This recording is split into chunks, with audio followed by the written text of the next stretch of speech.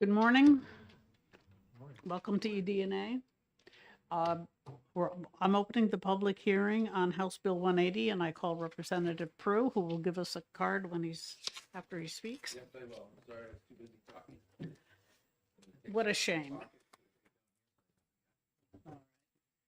Good morning, Madam Chair and members of the committee. For the record, Mark Prue, Hillsborough 15, which is Ward 8 in Manchester. I come to you today with an amendment, with an amendment to the amendments, kind of. And I thought this was such a simple bill, it wouldn't need an amendment. Apparently, I was wrong. The amendment is just adding a definition of a team leader so that people understand what that job is. The original reason I opened this up again is the International Critical Incident Stress Foundation decided to come up with a moneymaker in the form of a certification test that costs $400 for the privilege of taking this test after you've taken their course. And it doesn't do anything other than say you took the test, because even if you don't pass it, you're not getting kicked off a team. And so we found it unnecessary that this language was in there, that if somebody said, well, everybody has to be certified, all of our team members are volunteers. They have jobs, they have other things, and as soon as this kind of came out that this was happening, a lot of team members reached out to me and said, we can't afford to do that. We won't be able to be on the team. And I said, take a deep breath. We'll figure this out. I had other teams call me and said, hey, this is really expensive. I don't think we can do this. And I don't believe it's necessary, right? In the teams, we're doing training. We're making sure our members are up to date on their skills. We travel in a group when we do these things. We have a mental health professional also when we're doing these things. Either depending on what we're doing, whether it's a debriefing, they're at the debriefing. If it's doing one-on-one coaching, and because we're not counselors, we have that mental health person that we can reach back to if we have any questions, concerns, or anything like that, that they can help us with. So I don't believe this is really necessary to have this certification test at $400. And I can give you a little background information about the international offline if anybody wants to hear it, but I don't think I'm going to bore you all with that. And with that, I'll take any questions. All right, thank you. Are there any questions? Representative Leon and then Grota. Thank you, Madam Chair, and thank you, Representative, for bringing this to us. I also see the amendment adds that it may or may not be affiliated with a municipality for the incident team. Is that an issue you've run into, or are you just busy cleaning up the language while we have it open? Clearing up the language while we have it open. My team used to be loosely affiliated with Nashua Fire, but not so much. And we actually became an independent standing team. And I want to make sure that that can still continue without anybody saying, well, here a lot of people are affiliated, so you should be affiliated with a department. And that's not necessary. Follow-up. And as a follow-up, does that make it easier for your teams to provide services to more people who need it throughout the state? So our team, the Granite State Critical Incident Stress Management Team, was the first team in the state approximately 40 years ago. And we provided services throughout the state to police, fire, EMS, emergency rooms, any emergency responder we took care of. And in the early days, we used to go to Maine, Vermont, Massachusetts, because we were one of the only teams in the area. Now there are more teams, which is great. That way we have plenty of people to make sure nobody gets missed. So, Thank you, and thank you for what you do. thanks. Okay, Representative Perot, oh, and then Howard, okay. Thank you. So, what you're saying, I just want to make sure that I'm reading the bill correctly. You're saying the team members shall undergo initial training set forth by the ICISF. But you're at the bottom in C below, you're also saying the team leader shall be responsible for training team members setting. So the team leaders training is different. Nope. It's the same thing. Same thing. They just want to make sure. So you could have critical incident stress for groups, or you could have it for individuals. Most of us have both of those classes because the ICISF has created what they call a GRIN class, where they take those two classes. Usually they're 3 days each, but when you put them together at the same time, a lot of the material overlaps, so they can do both classes in 3 days. Thank you. That's helpful. Representative Howard? So, thank you for taking my question. So, similarly, I understand that we're taking out the sustaining of certification standards. How frequently are those certification standards met? When you take your class initially, and then in the teams themselves, we do continuing education to make sure people are up on new things. But other than that, no. Okay. All right. Thank you. Yep. Other questions? He answered the question I had. Thank you, Representative Schmidt. No other questions? Thank you very much. You're welcome. Is there anyone else who wishes to speak on House Bill 180? I guess not. In that case, I'm going to close the public hearing. And since we have some time, let's go into executive session. And does somebody have a motion? Representative Land? Madam Chair, I'd move ought to pass with amendment. We have to. Correct motion is to. Move the Ought to amendment. pass and move the amendment. All right. Which I'm happy to do. All right. Representative Schmidt moves to, ought to pass the amendment, and Representative Land seconds. We should probably note that it's Amendment 0261H. Correct. All right. So any discussion on the amendment? I think Representative Prue has spoken to the amendment in a very clarifying manner, so that we understand why and how and so forth, so. Okay. Representative Sajtek. This is great. These people are self-certified? There's no state certification. That is correct. Okay. There's a independent organization that provides training, and And an there is a, expensive test. there is a test available if they wish to take it. But most of them decline. I presume you make, Representative Prue, could I ask you if you make sure that people who attend the class actually know what they've learned? Yes. Okay.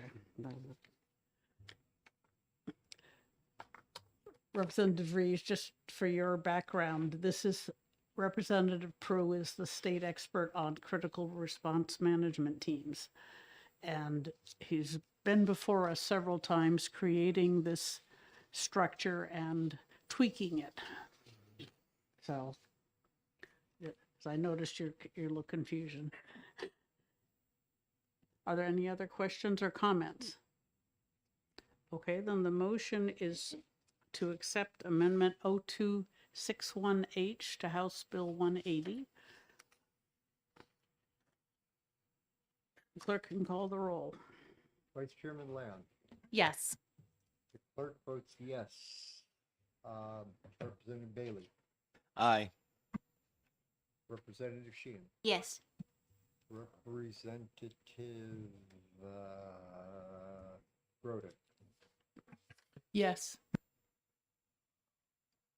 Representative Schmidt, Yes. Representative Davis, Yes. Representative Dargy, Yes. Representative Howard, Yes. Representative DeVries, Yes.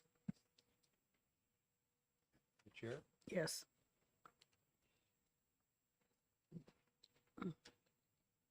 11-0. Okay, the amendment passes. Representative Schmidt, do you have a motion? Well, I'd like to defer to Representative Land, who's made the motion originally. Thank you. Thank you. I'd move ought to pass as amended by amendment 0261H. And thank you for getting me in correct form, Representative Schmidt, And it's with amendment. with amendment. I'll second. Okay, moved by Representative Leon, second by Representative Broda. Any further discussion? Not surprising, since the amendment replaced the entire bill. All right, in that case, the clerk can call the roll. Vice Chairman Leon, Yes. the clerk votes yes. Representative Bailey, Aye. Representative Sheehan, Yes. Representative Groden, Yes. Representative Schmidt, Yes. Representative Davis, Yes. Representative Dargy, Yes.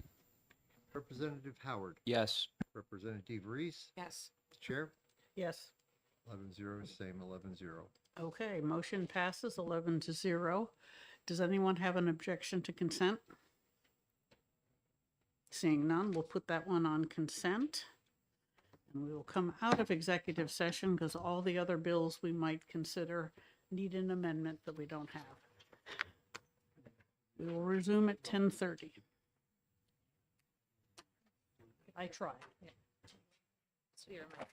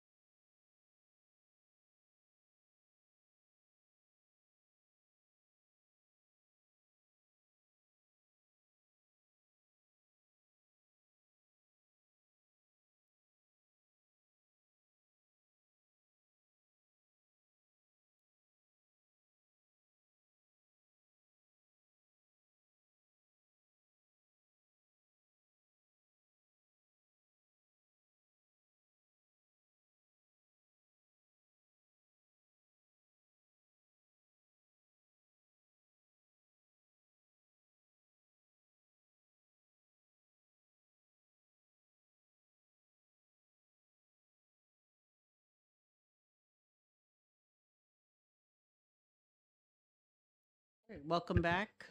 I'm opening the hearing on House Bill 438, and I call Representative Horrigan.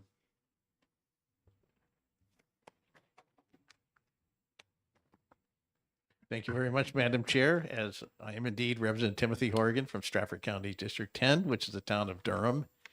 So I'm the prime and only sponsor of HB 438, which is it's a timely bill, although I appear to be the only witness speaking for it.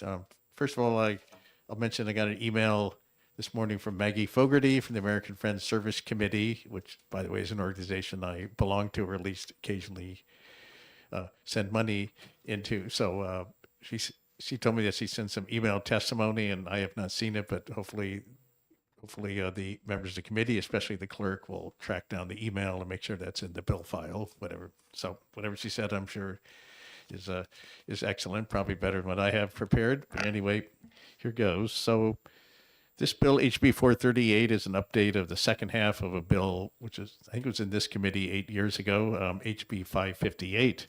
That bill didn't go that far, but that was mostly because of problems with the first part of the bill, which dealt with for-profit prisons. Although I should add, departing a little bit from written testimony, that actually that issue, there was bipartisan interest in it, and actually not too long afterwards, I think in 2021, a similar bill actually was passed. Some Republicans took up the issue, and Governor Sununu had a ceremonial signing of it. So a bill about for-profit prisons was in fact passed not long afterwards. But anyway, so then and now for-profit prisons did not and do not exist in New Hampshire, but there were situations where inmates need to be placed out of state, possibly in for-profit facilities. The immigration detention facility was relatively non-controversial at the time, at least not like it is now. There wasn't quite the what I might almost call hysteria over the issue. But there was, and still is, only one immigration detention facility in New Hampshire, and that's Stratford County Jail, which is used for nonviolent detainees whose only major alleged offense was being in the country without permission. Some of them are also brought in for minor crimes. But if you're like if you're accused of something really serious, you don't go to the jail. They send you to other facilities. So it's nonviolent offenders. A few years ago, I visited the dormitory. They kept them, and large numbers were just kept in an old part of the jail in a with fairly minimal supervision. They were hanging around watching, I think, a soccer game on TV. So they were definitely not. They did not look like a crowd of hardened criminals, and they were. But so and actually, the Stratford County Jail's business partially grew out of we have a long-standing relationship with being a processing point for federal detainees. So we often transfer them from the state system to the federal system at Stratford County. Anyway, my bill simply mandated best practices, which the jail was already honoring for various reasons, not the least of which was the fact that the jail was contractually obligated to follow those practices anyway, but also because they're the right thing to do, and it makes just makes life easier for both the corrections staff and the detainees. So first of all, this bill updates the previous 2017 bill to refer to the current 2025 editions of various documents and regulations. As far as I know, all those regulations are still in place. There's a lot of uncertainty with what's going on in Washington, D.C., but we should assume that all those various regulations are still operative. And frankly, it does go further.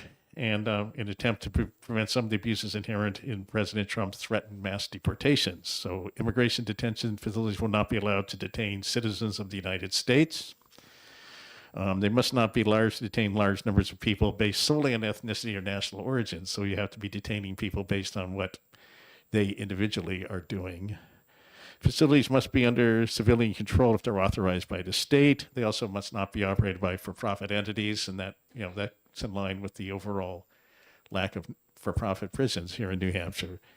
Unfortunately, we don't really have the power to stop the federal government from operating its own facilities within our borders, but we would, if this bill becomes law, would be routinely asking the feds to inform us of the existence of such facilities. And finally, the governor would not be able to deploy the National Guard for immigration deportation activities without the consent of the Executive Council. So the purpose of all this, aside from simply continuing to obey the best practices we've been obeying, is also to prevent or at least discourage the state government cooperating with any future mass deportation campaigns. So I would just flatly say mass deportation is contrary to our tradition of tolerance and live free or die. So I urge you to I urge you to pass this bill, especially, I'm seeing probably the parts that are the same as just an update of my previous bill, especially shouldn't be controversial at all. And we should, so I urge you to pass the bill. And with that, I'd be happy to take any questions. Thank you, Representative Horrigan. Are there any questions from the committee? President Bailey? Thank you. In response to a question not too long ago, Stratford County Commissioner McGlarus says there is no contract. They have an agreement. Okay. Does that affect this at all when you mention contractual obligations? That's probably fair enough, but we are providing the services and the federal government is paying for it. So there's a implied contract there. So probably, if you probably whatever representative commission, well, he used to be a representative, but Commissioner McGlarus, so he's not here today to clarify that. I have heard him talking about it. We're both on the executive committee, so that's a fair question. Possibly the committee might want to reach out to them before it reaches a final decision on the bill, and have him. It would have been. He's got a lot of other things to do. It would have certainly been very good to have him here. And if I've made an error, I apologize, and I'm sure he would politely but firmly set me straight on that. But there is at least an implied contract. We're taking money and we're providing the services to the federal government. So. And, Thank you. And they wouldn't pay us if we weren't following these regulations. So. Okay. Representative Leon? Thank you, Madam Chair, and thank you, Representative. Are you concerned that you're inserting a new chapter in our statutes that to me reads like it's allowing the state to create immigration detention facilities? And are you worried about the legacy that might leave you in the future when policies change? Well, I would prefer that we not regulate. We would not create them, but I think it's probably better to have some protections in place, rather than not have them, since it is a possibility. I would prefer, we don't have private prisons here in New Hampshire, and I guess an immigration detention facility is not quite the same thing as a private prison, but and certainly it would be. So I would like to have at least some framework for regulating them in place. So I'm comfortable with adding another chapter to our law book, which already has hundreds of chapters in it anyway. You can see how. Well, I guess it's not over here in the corner of the room, but it's it's a very large volume, very large set of volumes. Thank you. Other questions? Seeing none, thank you, Representative Horrigan. Representative Groda?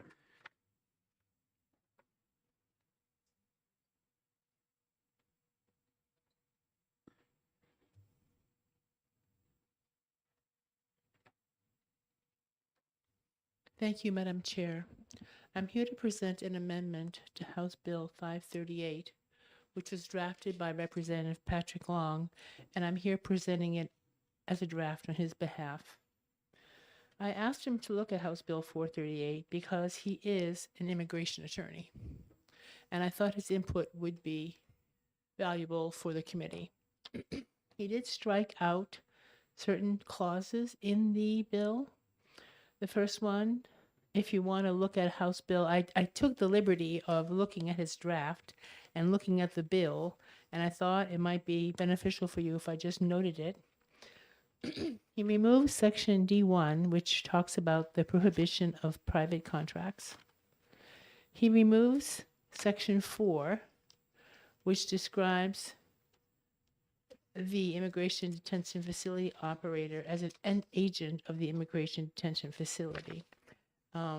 The immigration detention facility operator is also defined in 3, and he prefers the definition in 3 rather than 4.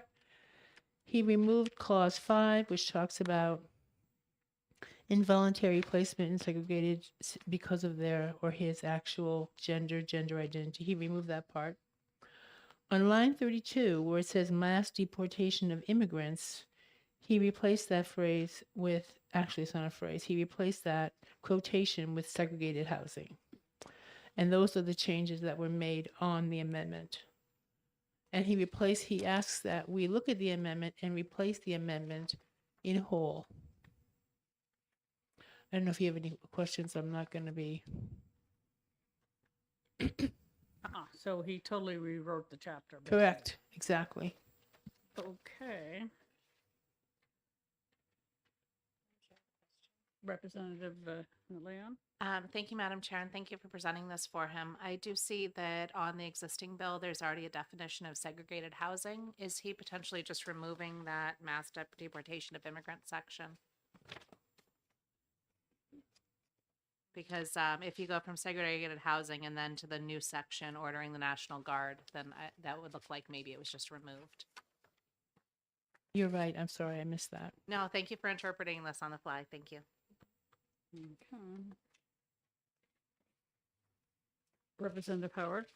Thank you. I mean, this, I don't know if this would be more of appropriate to bring up during an executive session, but as for in paragraph 1, it talks about detaining immigrants. I'm just wondering if it would be worthwhile adding, because this isn't an official amendment yet, arrests as well, just because of some of the federal legislation that has just recently been passed.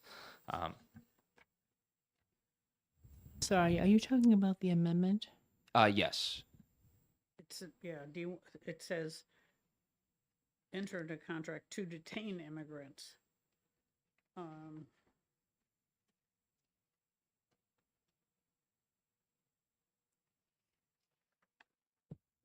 Okay.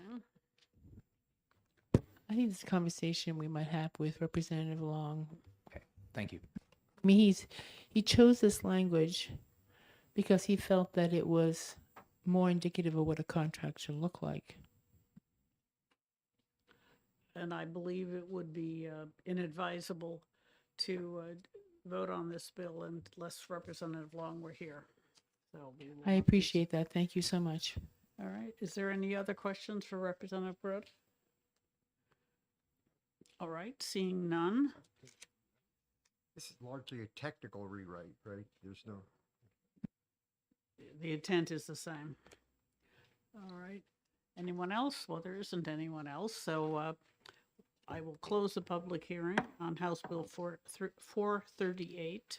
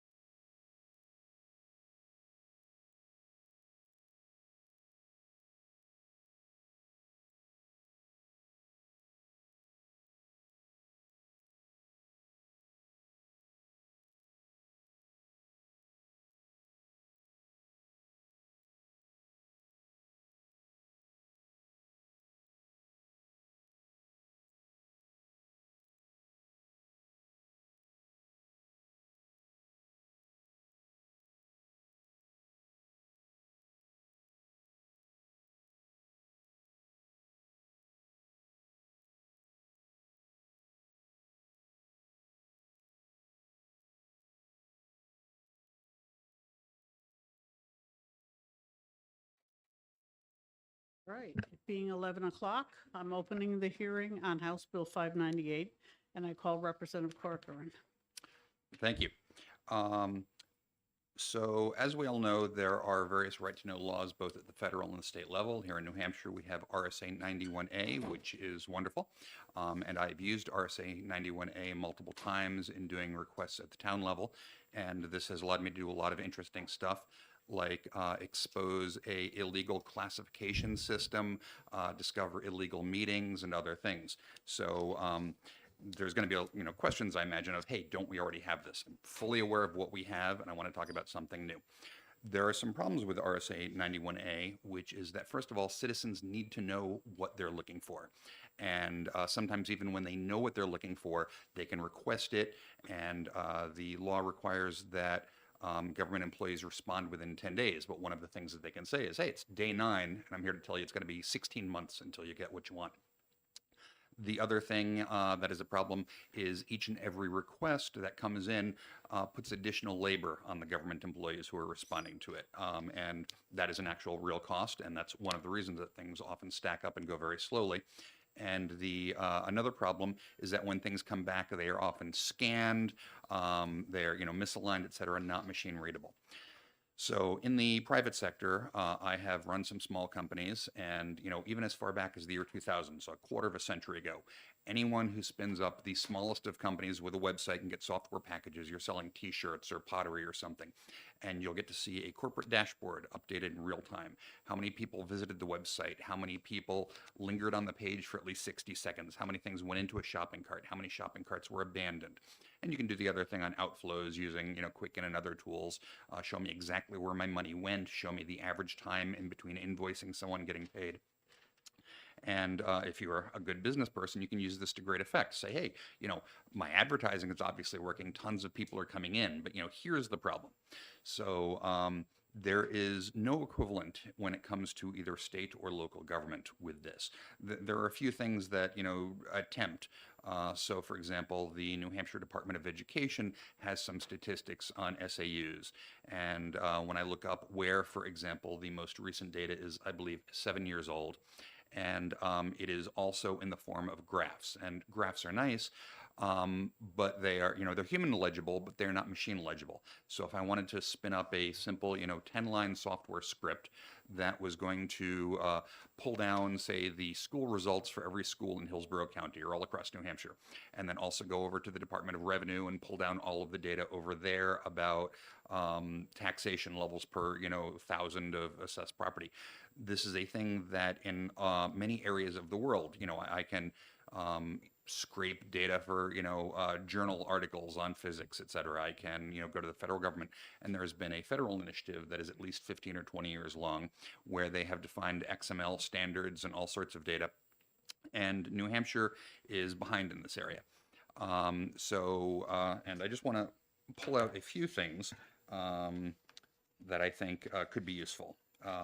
So there's a lot of debate about how well does DCOF do its job, and we've had some legislators who sort of allege big conspiracies and everything. And I think it's very plausible to be interested in the question without necessarily alleging anything. And so several years back, my wife and I brought in some foster kids, and we tried to work with DCYF, and it didn't work very well. And so, I have some questions of, hey, was this a one-off, or how well does this organization work? So I would like to see, for example, DCOF, how many children are taken into foster care every year? How many are, reunited with their parents within 12 months?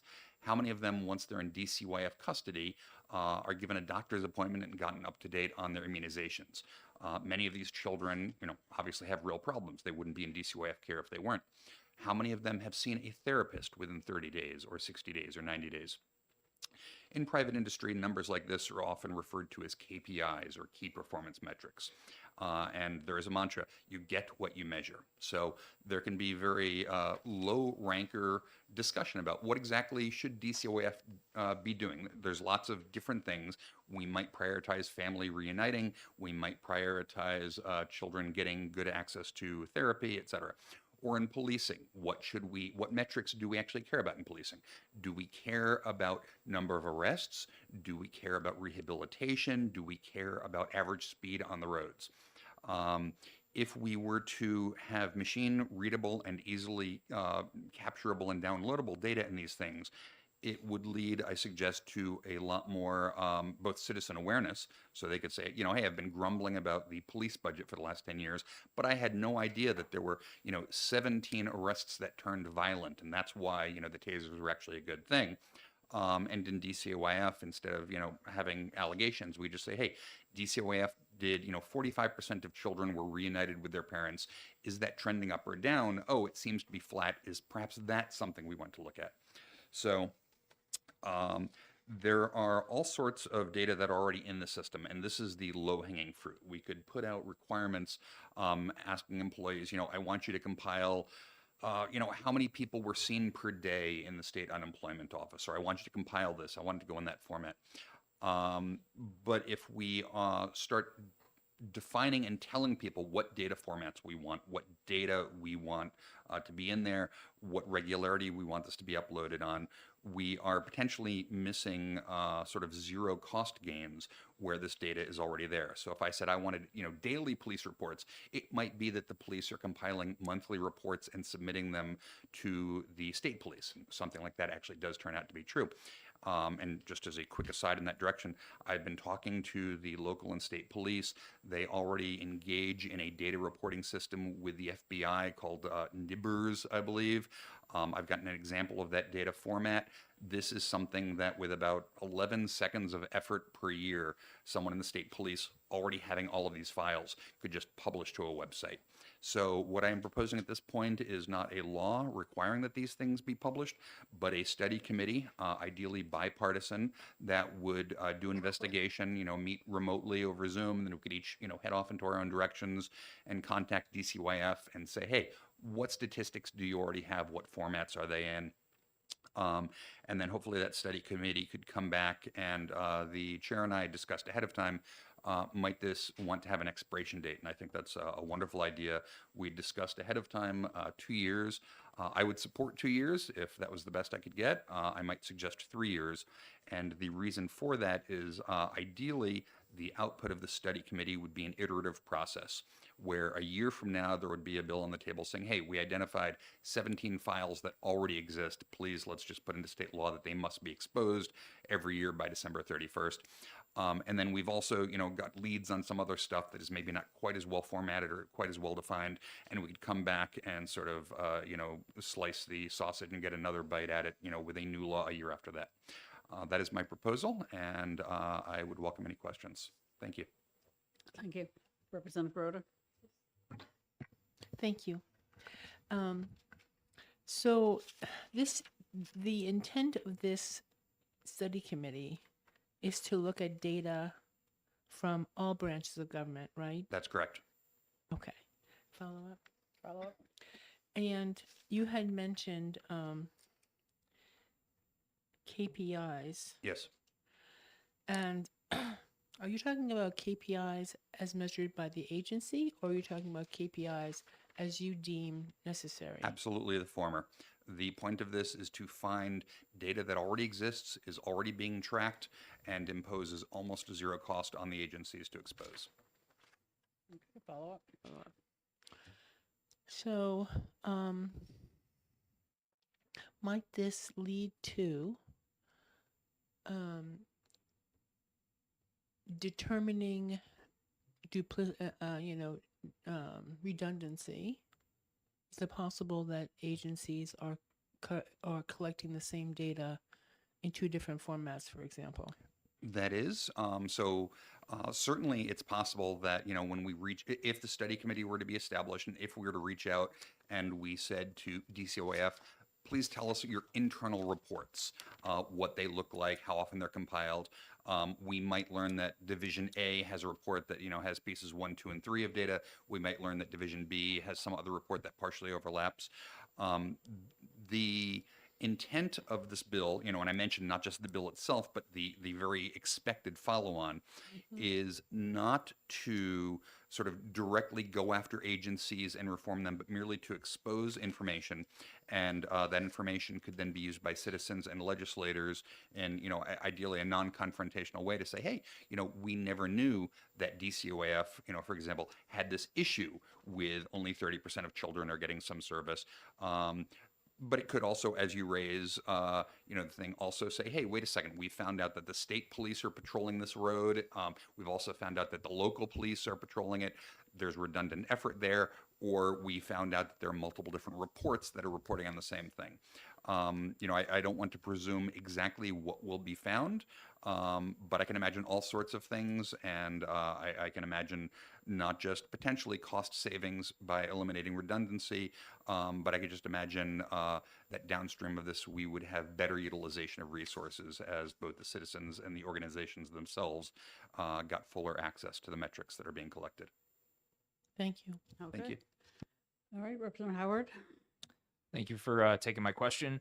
So this is a lot of information, and we're talking about producing a report on by November 1st, 2025. So we're looking at maybe like 5-6 months of committee work before the report's created. I'm not necessarily sure that's enough time if we were going to be looking at every single part of our government and trying to compile this information. Excuse me, Representative Howard. Yeah. The amendment I'm getting to delete the excess senators would also extend the, would also require a second report in 26, one in 25 and one in 26. Okay. And I strongly support that. You're right. You know, the goal with this bill is just to get something out there, get the process started. I think that, you know, one could probably study this for years and keep finding more stuff. Yeah. Okay. Thank you. Thank you. Okay, other questions? Representative Leon, do you have a question? Thank you, Madam Chair, and thank you, Representative, for bringing this to us. To me, it seems like what you're trying to do is get clarity on the data that's already available, make it so that this can be looked at so that we can ask better questions and then have better policy solutions. Is that a correct interpretation? That is very well phrased, and yes, exactly. Thank you. Okay. Representative Grota? Thank you. So how do we handle data that is confidential? So this commission would merely find out what data exists. I think that it might be written into this bill, but it's certainly been written into other bills that I've submitted in the past, that PII, or personally identifiable information, should absolutely continue to be restricted, and nothing either in this bill or in downstream bills would ever seek to weaken those protections. Thank you. Thank you. Okay. Other questions? All right, thank you very much. Thank you very much. I'm going to Representative rush Porter. off to another hearing. Thank you. Oh, good. Enjoy. Gary Merchant.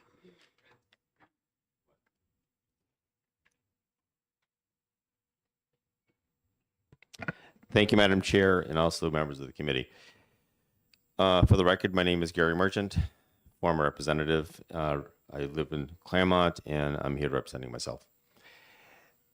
You previously heard a bill dealing with the Prescription Drug Affordability Board, and that dealt with redundancy. And I think there's redundancy in states because what happens with agencies, in my opinion, the various agencies have their own silos, and the data resides in the silos. In order to get from one silo to the other, today it's very difficult to do, sometimes if not impossible. I can share with you a story. I worked at the medical center at Dartmouth for many years. We had a data warehouse. So what would happen is that departments would, like our agencies, create data calls or create ways to collect the data they wanted or things that they would normally have. But the data was put into the data warehouse, which allowed for multiple departments to get to the data, provided they have access and confidentiality to it. So they could not access the data unless they had the appropriate authorization to do so. I think what I would say is this is if you want to try to make the government more efficient, this is definitely one of the ways to do it. I would make a couple recommendations to the committee, though, in my time in the House. Asking for 3 members for the Senate is a heavy lift. If you can get one, you'll be lucky. The other one, too, is on line 7. I think it's important we have members in the House, but most likely there's members in the House that have subject matter expertise in this area, and I would encourage the House at that point in time, either through the Speaker or through the bill itself, to put that into the language. But that's where I'm coming from. I think it's a great idea. I think it was actually floated around probably 6, 7 years ago. It wasn't there. I think Dennis Goulet, Commissioner Goulet, with the Department of Information Technology, would be a great person to reach out to. I believe there's already things in place that they do today that they could build upon, so you don't have to start from scratch. So that's where I'm coming from. All right, thank you very much. Are there any questions? Seeing none, thank you for your testimony. Thank you. Is there anyone else who wishes to speak on House Bill 598? Okay. I will mention that I'm getting an amendment to delete the senators, extend it by a year, add a second report. Put in a repeal date 2 years out at the end of the session and get 2 reports. If the first report is exceptionally valuable, we can extend it if necessary, but we should have a deadline. And is there anyone else who wishes to speak on House Bill 598? Representative Grota? I just have a comment on the amendment. If the chair would consider putting members of both the majority and the minority, because it won't be partisan, it won't be bipartisan unless we have both represented. Okay, that's definitely a recommendation. We will write up our committee report to indicate that this is not a partisan issue by any means. All right, Mr. DeJoy, do you wish to testify or just listening? Okay, in that case, I will close the public hearing on House Bill 598. We can't vote on it till we have the amendment. And we have a nice long lunch until 1 p.m. Enjoy.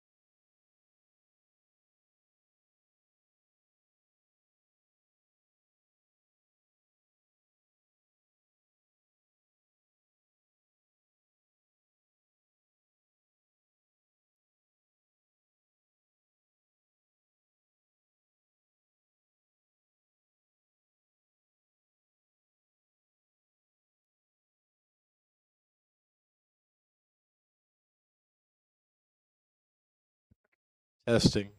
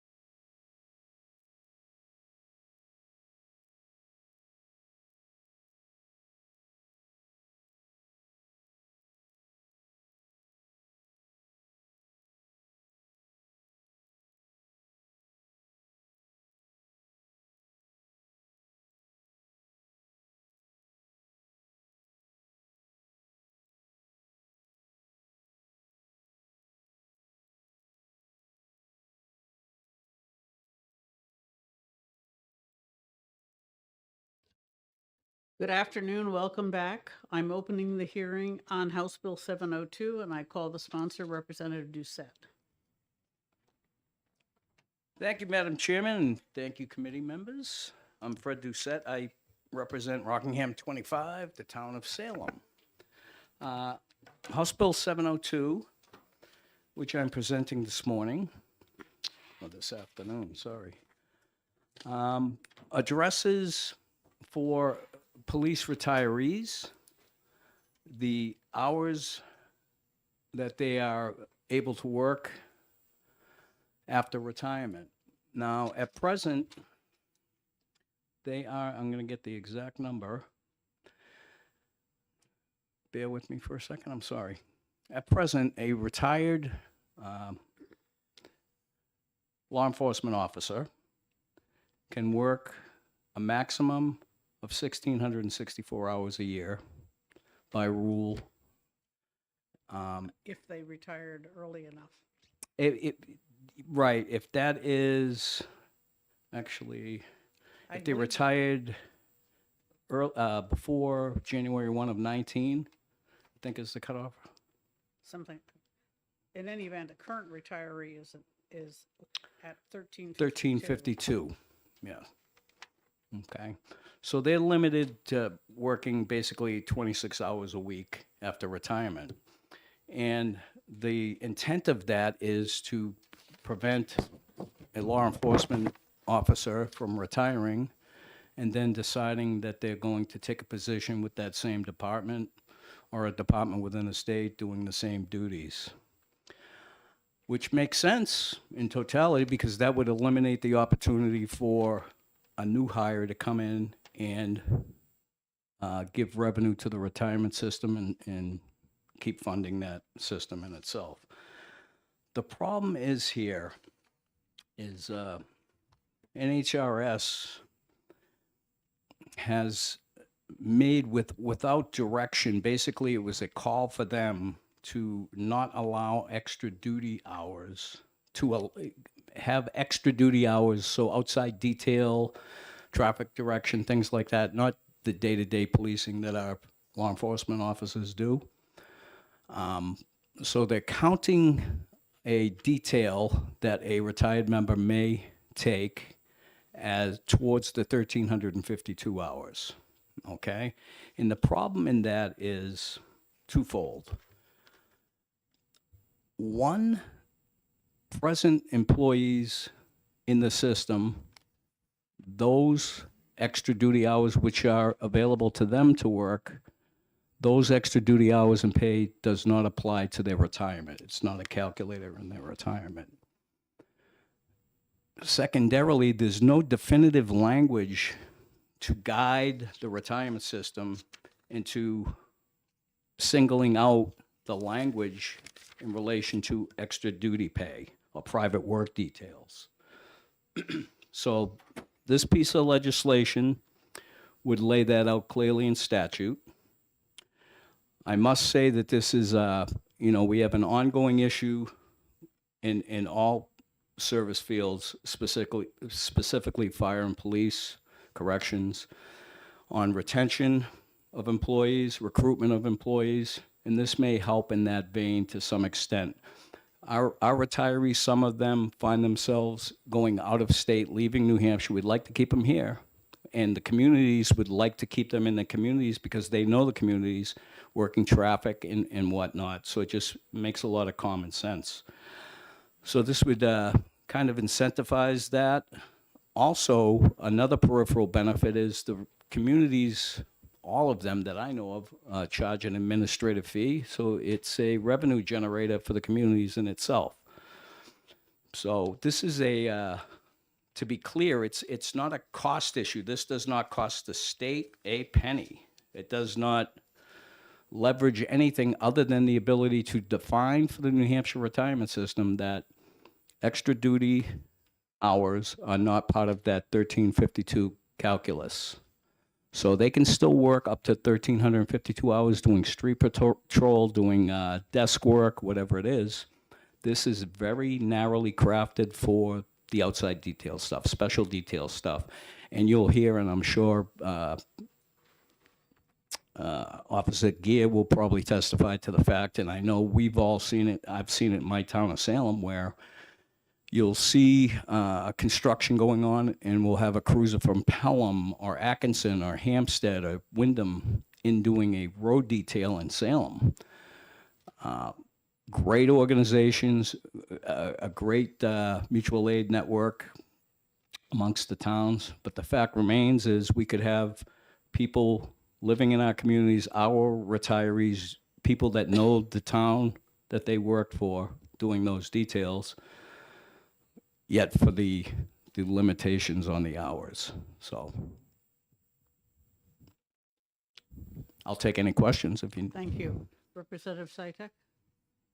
Are you saying that if these hours did not count towards retirement while they were active officers, these hours should not have any effect after retirement? That's the short version, right? Absolutely. Thank you. Other questions? Representative Broda? Thank you. I have a question of the chair. Have we seen a bill like this before? I'm just trying to, I know that we've had bills about after retirement work hours. Yes. We haven't had one that specifically deals with extra duty, Okay, great. Thank you. at least not to my memory. It was just the total hours that made a difference. Carol. Yes, sir. Thank you, Madam Chair. So when the question was being raised, you were saying no, Representative Sett, right? And Mark McCavanagh was shaking his head also in agreement with you. And so my question is, has this proposal been vetted to make sure that it does not conflict with what we want? Representative, Yeah. Mr. Kavanaugh will be speaking next. Right, but. So he should have that So, information. well, but I'm asking Representative Sett whether he has vetted this. I would defer. I would let him. Yeah. Thank you. I would just, again, say there's zero cost to the state of the municipalities in this. It affects no one. It's all-around win for all involved. Thank you. Thank Other you, Madam Chair. questions? Okay, thank you. Mr. Kavanaugh?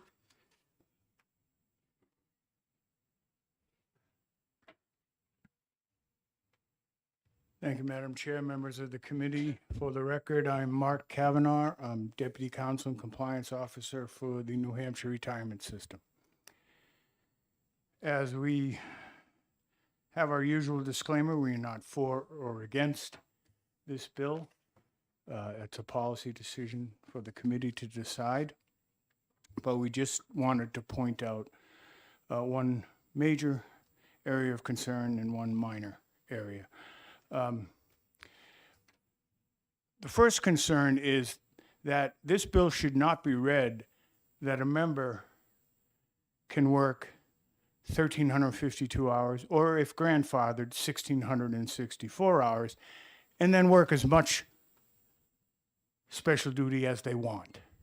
Special duties are work hours, and if we were to find that over time, say a 6-month or a year-long period, a retiree was averaging 40 or more hours a week between their regular and their special duty, then, and if the employer's number for full-time was 40 hours, we would restore that person to active service, their pension would cease, and they would be re-enrolled as an active member. So although for certain members in Tier C, we do not count compensation for special duty, for the purposes of enrollment, we would count the hours. So otherwise, you'd have someone who go and say, all right, I'll work 26 hours a week, pull in a regular shift in a cruiser, and then I'll work 30 hours a week on special duty. You're working for the city. You're assigned to the third party that has asked the city to lease you, so to speak, because we've had situations, and I'll tell you why we count the hours for enrollment. We had a situation where there were sheriff's deputies working 2 or 3 regular shifts a week, and the other 2 weeks they were transferring prisoners for the federal court system. And that was special duty. And as a result, if we were not to count those 2 days that they worked and were assigned to travel prisoners, they'd only have 3 days and not 40 hours, and they wouldn't be enrolled in the system at all. And so to just treat special duty hours consistently, we would count those hours into determining whether a retiree had in fact returned to full-time service, regardless of what particular classification the employer may have ascribed to that person as full or part-time. So, for instance, if a person was grandfathered and allowed to work 1,664 hours, that would be 52 weeks at 32 hours a week. This bill would allow them to work 7 more hours of special duty. Now, in a particular week, they may work more. The way our rules work, and this is expressed in an interpretive memo for determining whether someone's stated work schedule reflects reality of their actual work, in determining whether they're above or below the full time requirement. And we've kicked people out of the system who fell below this rule, and we've required enrollment for people who fall above the rule. And the rule is essentially, and I shouldn't say rule, it's not an administrative rule, it's a policy in an interpretive memorandum that was issued many years ago. But it says that if we were, for instance, you show up an audit, and we were to look and the employee say, well, they're part-time. Well, show me their work hours. And we would say, okay, we're going to look at your work hours over the last year. Well, despite you having a classification of part-time and a job description that says you work 32 hours a week, the fact is over the last year, you've worked 40 hours a week. You're full-time. And we're going to say it's a case of the facts over the form, so to speak. We're going to look at what in actuality happened. We take an employer's word for it. Hey, this is a part-time person. Their job description says they work X hours, and that's below what is considered full-time for police is set by the employer, same for fire. For employees, it's 35. For state employees, it's 37.5. For teachers, it's just 30. But we found that notwithstanding the person's classification, they were working more hours.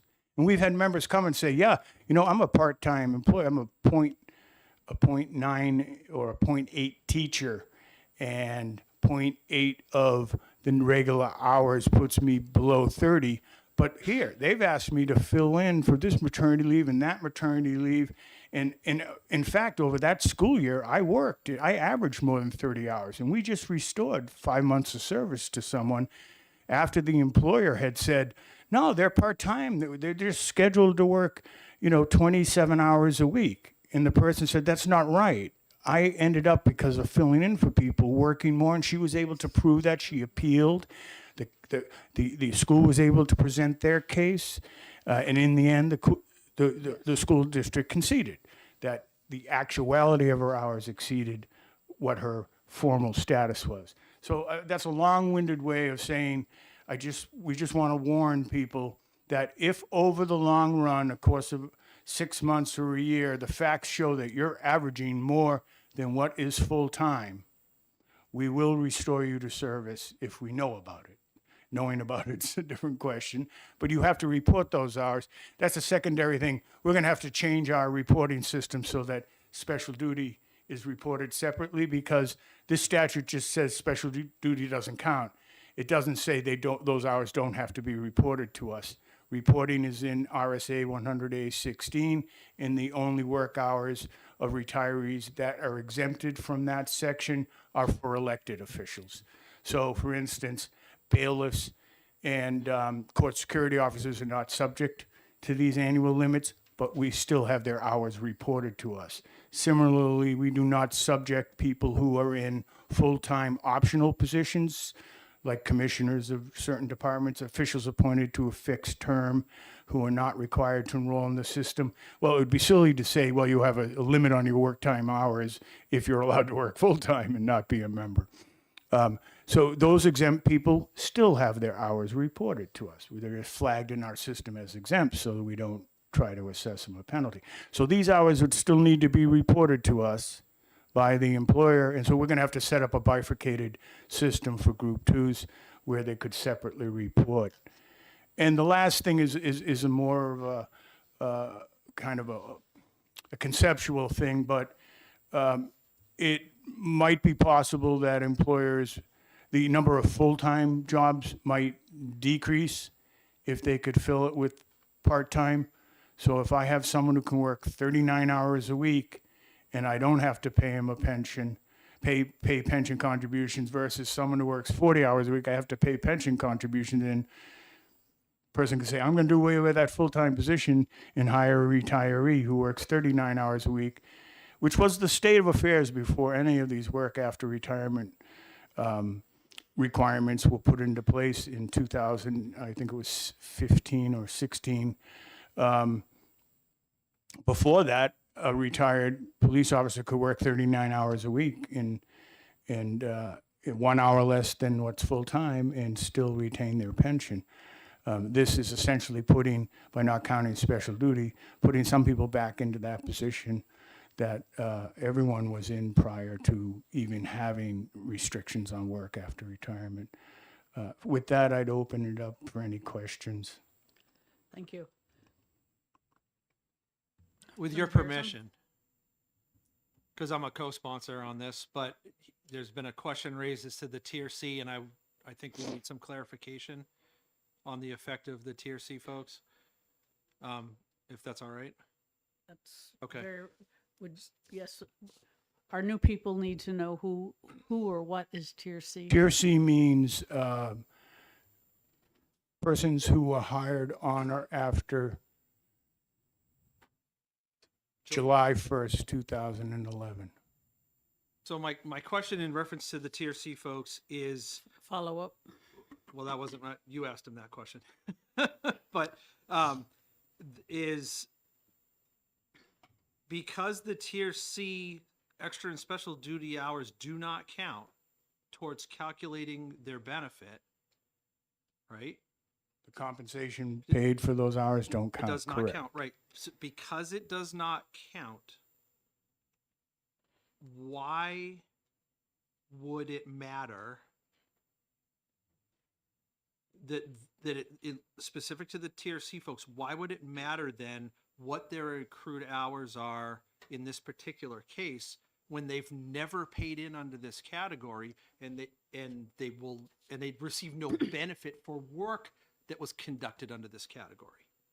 Well, it doesn't matter to me or to the system, but you have two competing policy objectives that the committee has voted on, and perhaps this issue is a time to reconcile how they're different. One is, are we going to allow extra and special duty pay to be included in calculating a member's benefit? And I think the policy decision was back in 2011 when the definition was changed of earnable comp, because there was a sense that a lot of people did a lot of special duty at the end, so their high 3 years would be boosted up and their pension would be higher. That was one policy consideration. The second policy consideration was it right or wrong to allow members to retire and continue to work at a level that's 1 hour short of full time?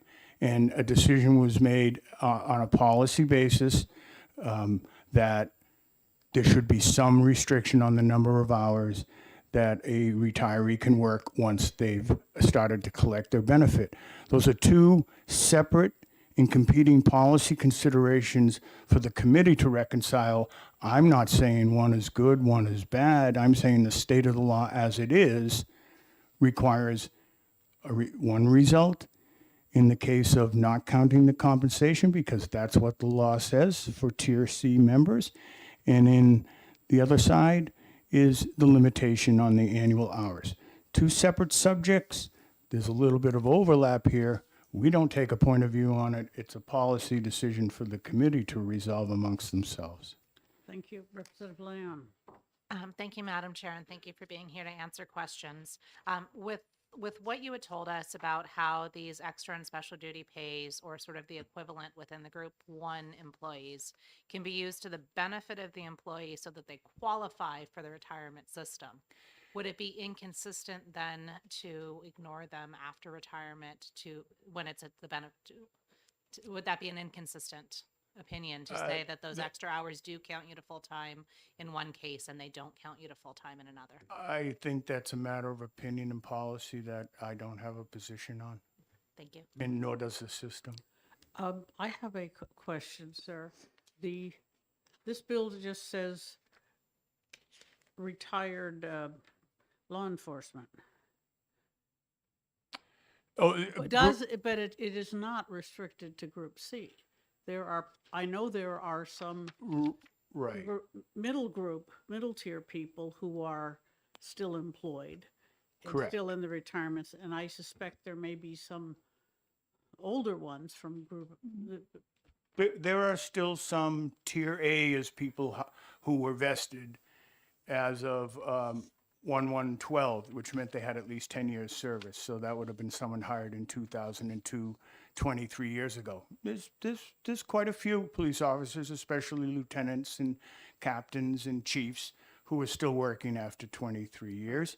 And then there's Tier B, which were people who were hired before 7/1/11, but did not have 10 years of service. There's a lot of those left. I don't know the exact number, but it's around 1,600. And so for those two groups, special duty does count. Their pay does count towards their calculation of their pension. Okay, well, that appears to me to be a flaw in the logic of this bill, because it should, by their logic, only apply to Tier C. Would you agree with that? No, that's a policy decision. Okay, There's a thank you. difference between counting the compensation towards calculating the benefit versus counting the hours for the purposes of the limitation. Thank you. All right, Representative Broder. So originally, we defined these hours of work so that there wouldn't be someone who's retired come back to the workforce and work in a time beyond what was defined. Right. Person could work up to 1 hour less than what the number of hours that would make mandatory enrollment. Correct. Yeah. So, and that was to make sure that there wasn't abuse of the system, or maybe that's something we're going to talk about in committee. But this would make those hours, it would allow the expansion of those hours. Up to 1 hour less than, or theoretically 1 minute less than what is full-time for group Right. twos. Okay, thank you. Okay. Interesting. Thank you very much. Are there other questions? Thank you for your time. All right. Well, excuse me, Representative Sitek has a question. Yes, sir. Mr. Kavanaugh, you've given a lot of examples. I wonder just how many people are affected, but let's get back to Tier C. You said somebody riding in a patrol car, if he works 40 hours a week right now in Tier C, let's confine this to Tier C. If he's riding 40 hours in a patrol car and does traffic duty unrelated to his core job, that doesn't count. You're right, we would not count the compensation, nor would contributions be paid on that contribution, Why on that should it? compensation. I want to go back to my first fundamental question because I haven't seen how you've addressed that. Why that same person retired, those hours are not part of the system. They didn't count. He got paid for it as if he were working at Dunkin' Donuts, for that matter. So if you're to, unless this is some kind of end run where he works 26 hours core and then pretends that the other hours are special duty, but he's really doing the same job, I can see that as an abuse. But if he's doing special hours, what it just doesn't seem to. It is not, and it doesn't seem. It isn't consistent. That it's okay. It doesn't apply to his retirement before while he's working extra hours, tier C full time. Why those hours after retirement should have the similar some effect on his retirement? They didn't before. Why should they after? Well, I don't answer should questions. Those are policies. What should or shouldn't happen is in the purview of the committee. I don't have an opinion So on that. you're excuse me. ma'am. Leaving the question. You're leaving that up to us. Correct, as I should. Thank you, Representative Leon. Thank you, Madam Chair. Right now, if there's a patrolman who is in a role where there's a 40-hour work week and they're working 32 hours in their normal duty as a patrolman, and then they add another 10 hours average in the extra and special duty pay, is it true that those dollars don't go towards the retirement system, but the fact that his regular duty hours plus the extra and special duty add up to 42, which is over full time, qualifies him for the retirement system when he would not otherwise be qualified? Well, it's a good hypothetical question. We haven't faced it. We've had no Tier C members. This situation I described with the prison transports was unique to Stratford County and their deputy sheriffs when they raised the issue that I'm being assigned to prison transport 2 and 3 hours a week, and then I'm working 40 hours, the same as everyone else, but I only have regular hours that less than what allow me to be enrolled. So it was a unique decision. I think if your hypothetical were to come up, there would be some serious thought about what the proper way to handle that was. If that's any guidance to you folks in making your policy decisions. Thank you. That's Thank you. helpful. Just to note, Madam Chair, that Yes, Representative Pearson. to you, a Tier C employee is not eligible to retire. The very first one is not eligible to retire until 2036.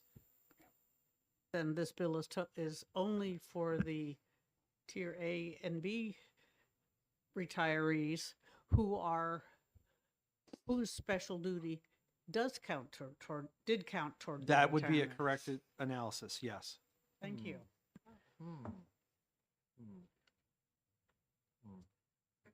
Anything further? I know, thank you very much. That's been very useful. All right. Michael Giha?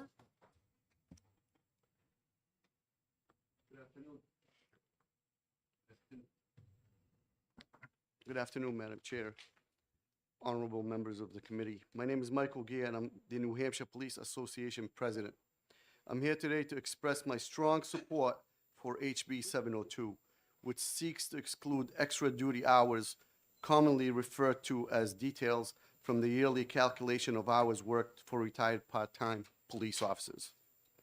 As you may know, retired part-time officers often continue to serve their communities in various capacities. However, under current regulations, their outside detail hours are counted against their yearly allotted hours. It should be noted details worked are not paid for by the local community. They're paid for by the local contractor. This practice can result in unnecessary restrictions on the part-time officer's ability to continue to serve their community within a calendar year. It's essential to note that there is no statutory requirement for the retirement system to include extra duty pay in the calculation of an officer's retirement benefits. Furthermore, details or extra duty pay are no longer considered when calculating an officer's retirement benefits. Considering this, it is only logical that these hours should not be counted against a retired part-time officer's yearly allotted hours. This change would not only be fair, but also provide more flexibility for these dedicated public servants. The benefits of this bill are twofold. First, it would allow retired part-time officers to continue serving their communities without facing unnecessary restrictions. Second, it would allow local police departments to confidently rely on these officers to perform outside details if needed and necessary. I want to emphasize that this bill comes at no cost to the state or taxpayers. It is a common sense adjustment that would have a positive impact on the local police departments. Our retired part-time officers have dedicated their lives to serving and protecting our communities. I urge you to support 702. Thank you for considering my testimony. I'm happy to answer any questions. Thank you. Representative Reeves has a question. Thank you. And I'm sorry, your title, what am I supposed to call you again? Was that Mike, I'm Sergeant? the New Hampshire Police Association president. I'm also a detective with the Salem, New Hampshire Police. Detective then? Yes. Okay, thank you very much, Detective. I'm sorry, didn't hear that earlier. Follow-up question? Thank you. I come from Hampton. I'm new this term. We have a significant problem in our town during the summers attracting part-time police officers. And many positions go unfilled, which then causes our full-time officers to have to work overtime. If this bill were to pass, would we find ourselves in a position in my town of Hampton during the summers? Would we find it easier to hire retired part-time officers to fill those shifts? Thank you. Thank you for the question. So in my humble opinion, whatever you're hiring in Hampton, there's two folds to this. One, if it was paid for by the town of Hampton, that could actually count towards what the full-time officer is paying. However, if your local bar is paying a bill for the police officer to be present, that's considered a detail duty that will not be paid for by the town because it's an extra duty that a regular full-time police officer that would be contributing to the retirement. However, a part-time officer, those hours should be outside that scope. Thank you. You're welcome. All right. I have one, questions? Madam Chair, if you're Yes, searching. Representative. There was some discussion about officers working, say, 32 hours and then using 8 hours of detail pay or to get them to 40. I know in the fire service side of that, that's not how things work. And I don't think it works that way in your universe either. If you're going to be a full-time cop, you're working 40 hours full-time. Correct. And I just want to make sure that that's clear to the committee, that my understanding is correct, at least that this is, those hours on the extra and special are not what makes you become full-time. Correct. Correct. Full-time police officer has to work 40 hours a week. Sometimes they pick up extra details when it's available. We rely heavily on our part-time officers, especially during the summer, the holidays. However, they run out of hours because the detail hours that they're working, a security detail, it's actually being taken out of their allotted hours for the whole year. So it's probably best and it's beneficial if we separate those hours from town time paid for by the town or detailed time paid for by the contractor or a special duty. Thank you for that. Other questions? Representative Schmidt. Thank you, Madam Chair. So I thought one of the concerns was not, you've emphasized several times in your testimony that the payment is not coming out of the public pocket. It's coming out of the private entities' need for service. Yes, sir. But I thought one of the concerns was not so much that aspect, but the fact that here they are basically working full-time, but no money, not the appropriate amount of money anyway, is going into the NHRS. Thank you for that. And again, if it's a small town that's providing the service, a part-time officer providing the service for a smaller town, again, the pay, if he's working or she's working a patrol shift, that's actually could be considered a payment towards the New Hampshire retirement system.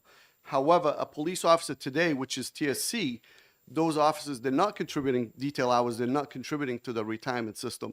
However, we're almost like penalizing the part-time officers for wanting to work and being out there providing that service that a full-time officer doesn't want to work.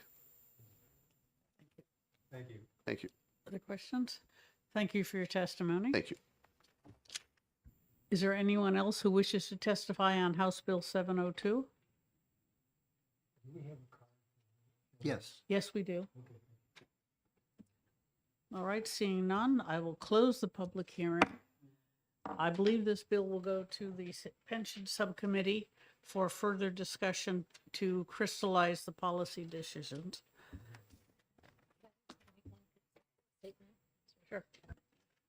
Thank you, Madam Chair. I just wanted to make it clear that some of the questions I'm asking are clarifying because so many of us are new to the committee. And a lot of times the people who are here as experts are answering these questions well for us. I just want to make sure that I'm tying up whatever loose ends I see so that we can all get up to speed and really be doing a good job as quickly as possible. So when they've been answered by somebody, it's helpful. We already have that information. So thank you.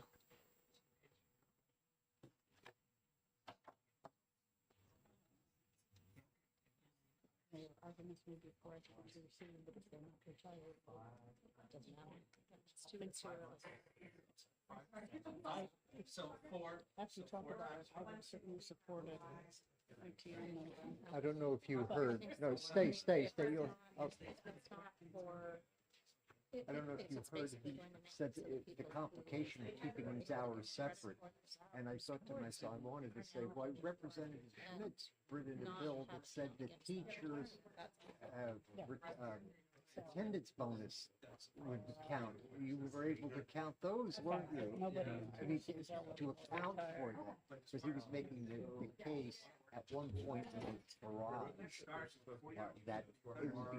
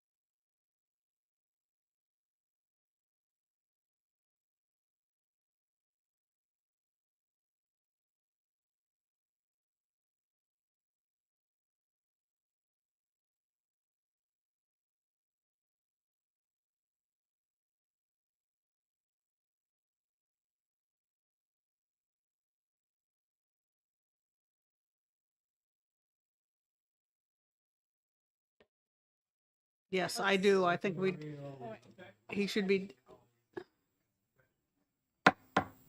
All right, I'm opening the hearing on House Bill 727, and I'm calling on Representative Pearson to introduce the bill, since he has said he is willing to answer questions. Well, yeah, thank you, Madam Chair. For the record, Representative Steve Pearson, Rockingham District 13, which encompasses the town of Derry.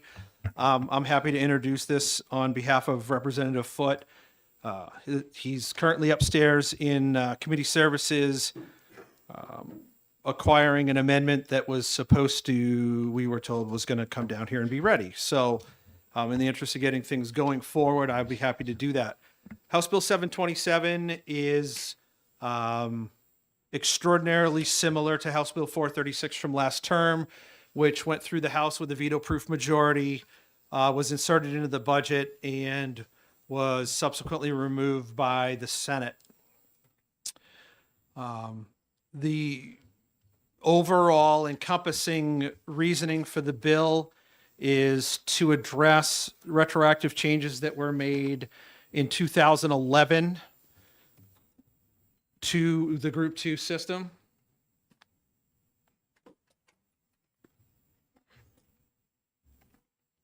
Hooray. Wow. Killing trees. All right. So yeah, so the purpose of this is to address changes that were made retroactively to the Group 2 pension system in 2011. The rewrite amendment that is hot off the presses here, which we should pass out, just is the result of a stakeholders meeting that occurred just to clarify some language that exists now. As you know, when 2 years of time transpires and you have a bill that has a lot of dates in it, dates have to be wiggled and adjusted in order for things to work. And, you know, there was a couple of policy tweaks. This is not right. This is the wrong one. She printed off the one that you already had. Yeah, that was different than that one. Yeah. So this is a wrong amendment.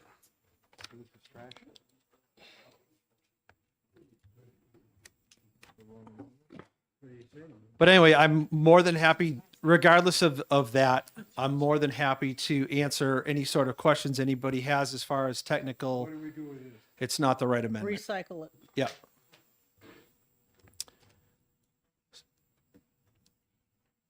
So as far as the committee's questions go, I'm certainly happy to talk about any historical aspects, any sort of technical questions, any sort of reasoning as to why something is the way it is. But as I said before, the intention here is to return some, not all, some of the benefits that were taken away in 2011. This does not enact a new benefit at all. There are no new benefits that are being created from this. This is just in reference to changes from 2011. Thank you. Representative Grota has a question. Thank you. So maybe I misunderstood you, but I thought you said House Bill 727 was very similar to House Bill 436. Extremely similar. Okay, so so that's fine. I do remember with clarity House Bill 436, since it spent so much time in this committee last year. Why then, what would the amendment do? Why are we not going forth with this bill?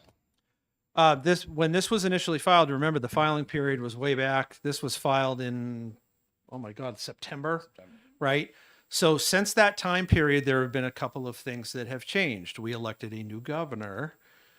We had some stakeholder wiggle arounds with some folks involved in representing their various groups.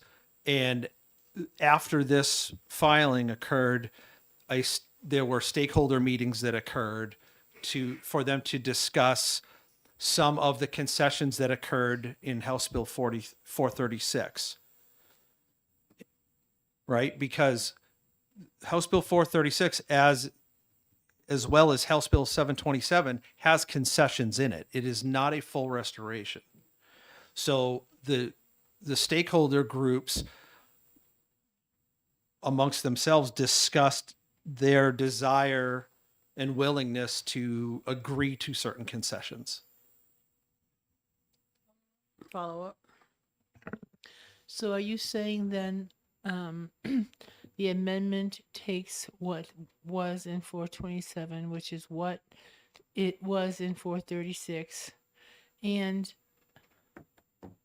reduces the concessions, returns it more to what it was like before? Correct. It returns it a little bit more to its original, if you will, the purist concept of a full and complete restoration, which is actually impossible now because so much time has transpired from this. If this had been addressed 4 years ago, you could have, in theory, restored everything. But because of the progression of time, now folks that are in Group 2 have been forced to work additional years simply because time has progressed and this hasn't been fixed yet. That's a huge concession. When you prohibit someone's ability to retire and force them to work longer, that is a substantial concession. So, and that has just happened due to the nature of the movement of time.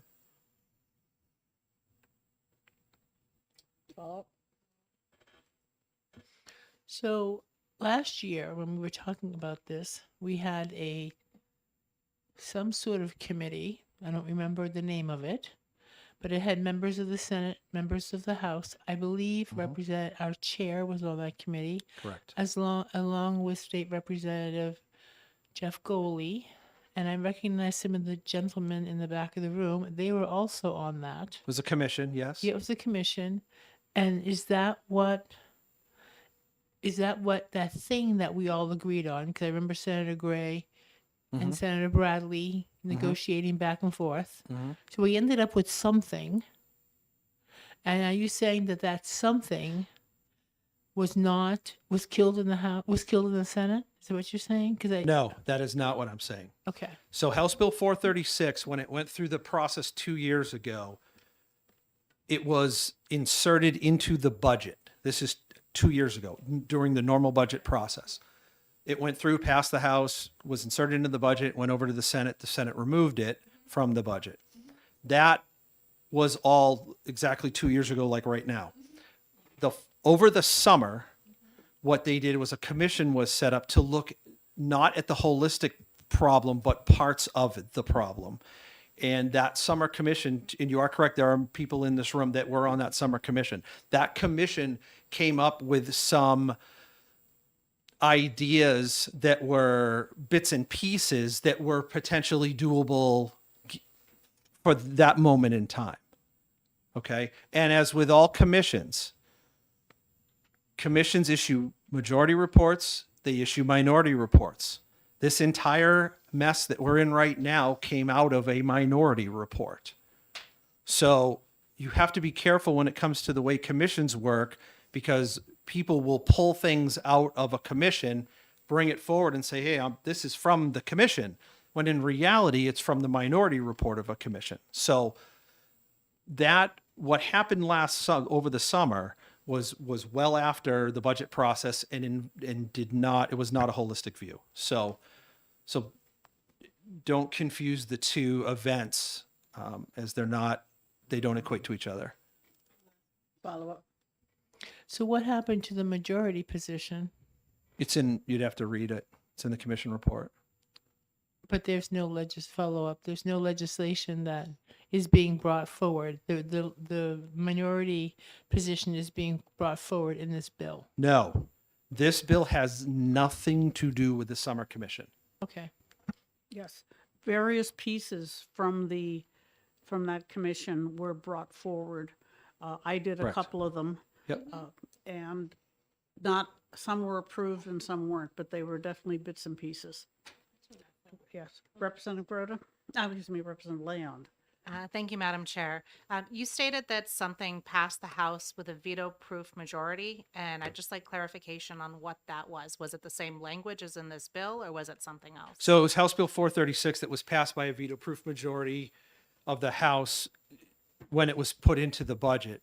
It is almost the same. I mean, I'd have to sit there like, I don't, if you really want to go through sections, I don't know that we need to, but yes, it's 90% the same.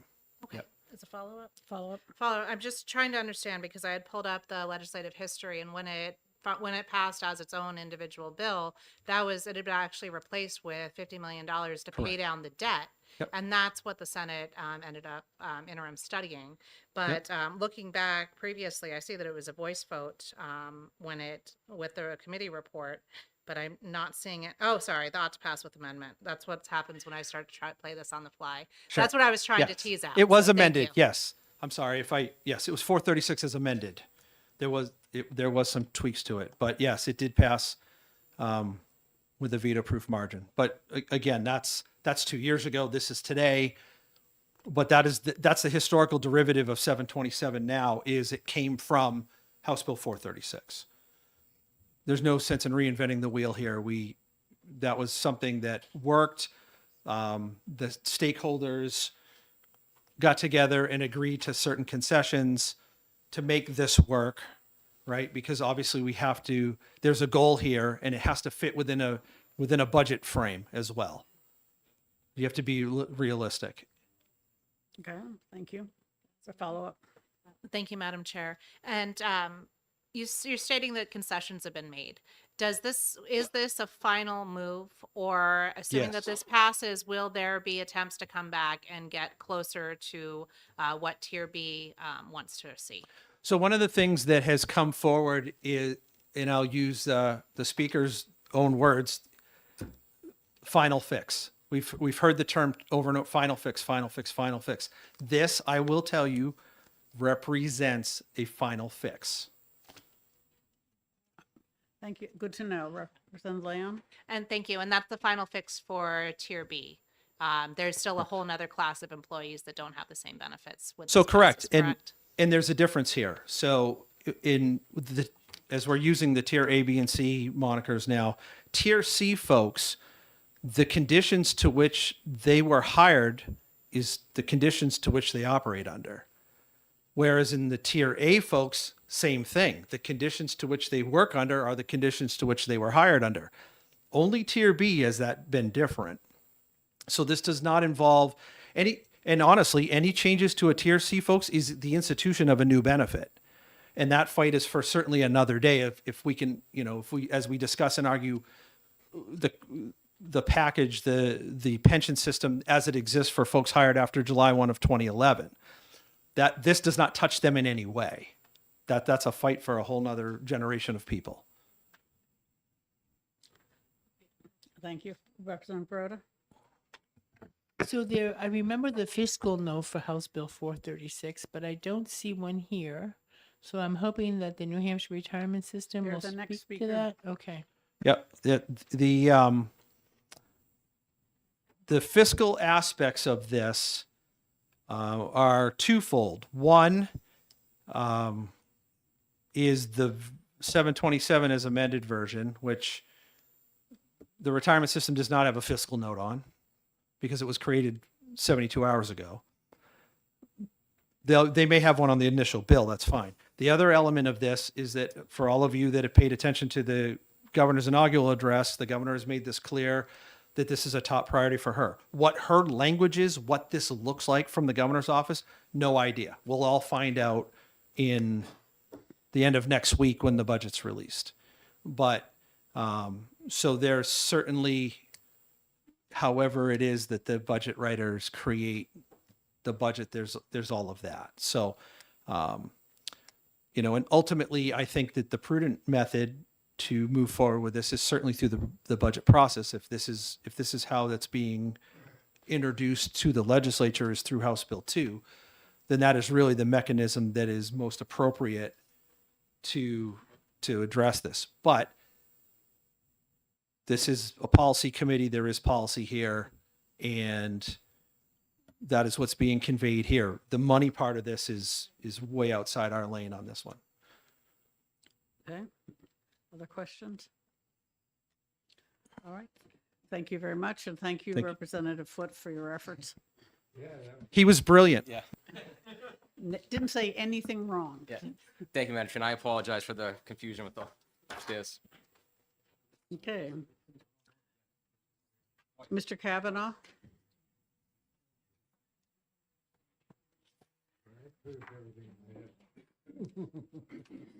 We will be, if you have a fiscal note, we'd love it.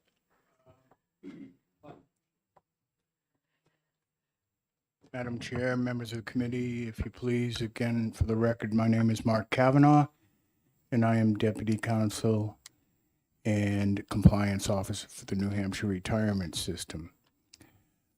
We do not have a fiscal note because we just received the actuary's report last night.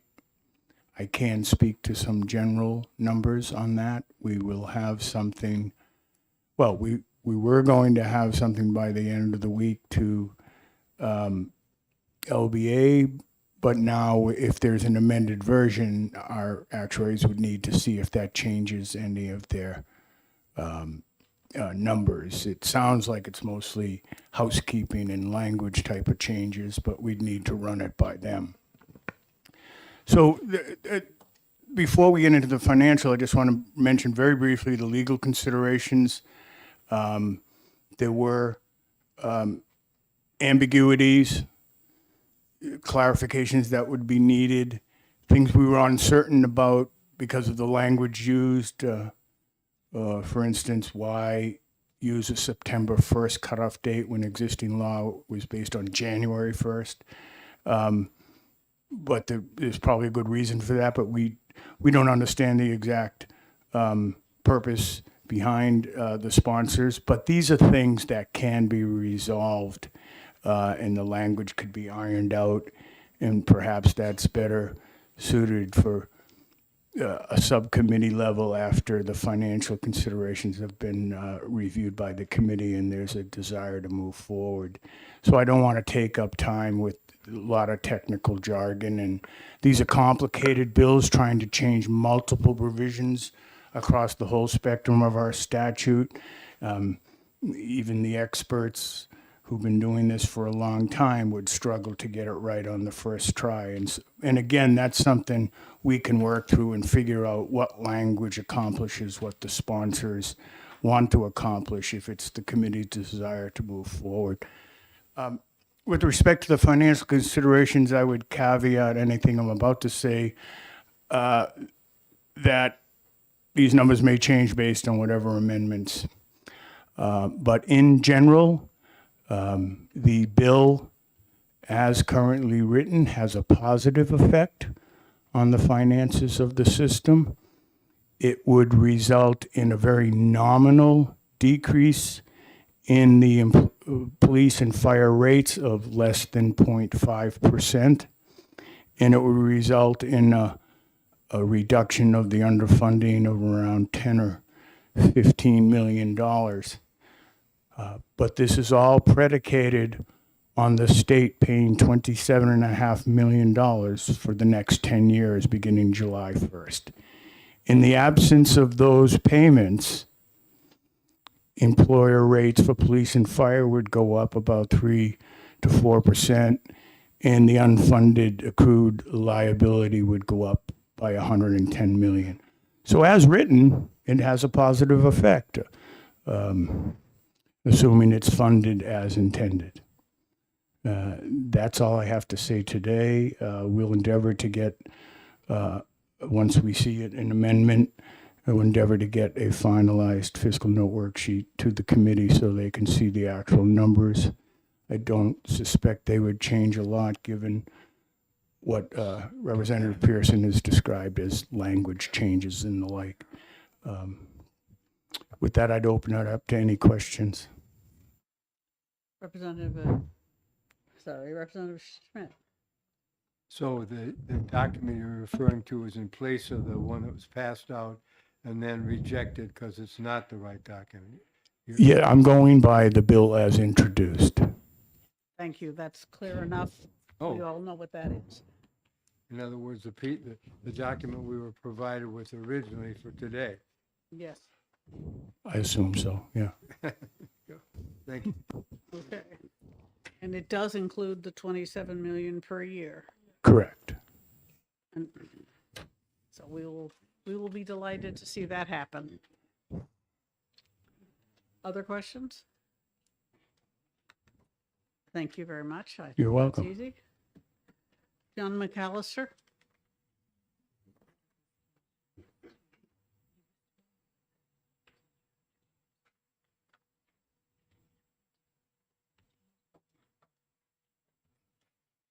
Good afternoon, Chairwoman McGuire and the honorable members of the committee. For the record, my name is John McAllister. I'm a 25-year member of the Nashville Fire Department and currently serve as the Secretary Treasurer for the Professional Firefighters of New Hampshire. Reinstating these benefits for our members has been and will continue to be a priority of our organization. We have an understanding today that the governor is going to address this in her budget. And with that being said, out of respect for the committee as well as the governor, we ask this committee to retain this bill today. I'll be happy thank to you. answer any questions or. I don't think there's any questions on that. Thank you Thank very you. much for your testimony. Frank Campo?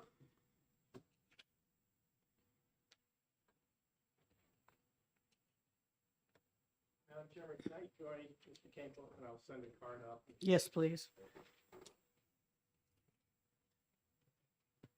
All right, good afternoon, Madam Chair and committee. My name is Frank Campo. I'm a sergeant with the State Police. I also serve as the president of the New Hampshire Troopers Association. I'd like to start by thanking this committee for their dedicated work in the past on retirement, especially as it pertains to Group 2.